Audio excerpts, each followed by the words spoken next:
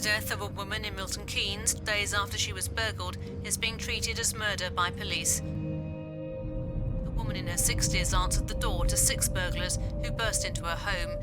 One held her down and put a hand over her mouth. As the story came out about how she chased the suspects down the road, I couldn't believe how strong she must have been. She was not concerned for her own safety. I think she was just wanted them caught. You know, she was prepared to do anything to help police to arrest these people. These 6 men invaded this lady's house. They've chosen to continue to burgle it even knowing she's in, and they've used a level of violence on her which has ultimately led to her death. And there's a little twist with the family because both our victim and her husband were serving police officers in the Hong Kong police.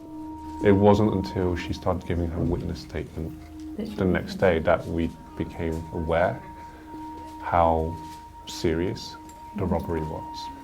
I wasn't expecting the kind of violence she described. Male 1 pressed me down to the floor of the lounge and he used an ice pick to threaten me. I struggled and he used his hand to hit me 3 to 4 times to the back of my head. She's told the police officer that the offender had his hand over her mouth to stop her screaming because she'd been screaming. They wore balaclavas and fake leather gloves. When they left, she chased after them and they were all singing and being happy. Towards the end of the witness statement, she was struggling to keep conscious. She actually fell asleep. She asked to go to A&E. She was aware she was feeling that bad that she was... Yeah. The doctor says she developed some sort of hematoma in her lower abdomen, which is caused by internal bleeding.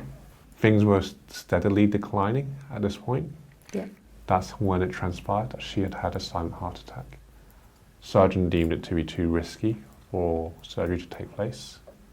But the only thing left to do was to put her on a medical coma, hope that she would recover. She never regained consciousness. Hang's statement with her hand signing it is the last thing that she's told us, the police. An incredibly rare thing to get, you know, a victim of a homicide being able to tell you what happened.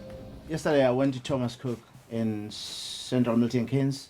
The lady handed me an envelope, say that was the CCTV of the day after the incident. As you look on CCTV, you could see that the male in a Adidas tracksuit is walking in front of 2 males. And the one in the Adidas tracksuit walks into Thomas Cook, the other 2 walk past.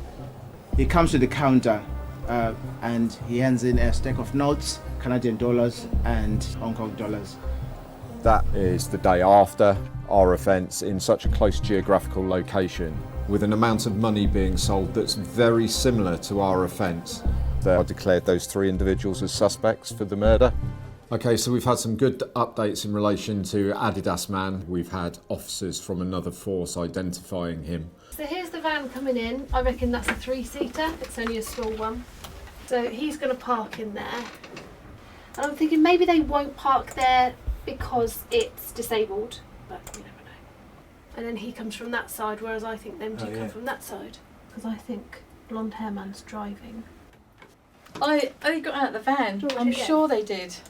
They got out of that van. Yeah. That's really good. Right. That's really good. Yeah. It's coming together nicely, isn't it? That looks better and better to be the car then. The problem now is, where is it?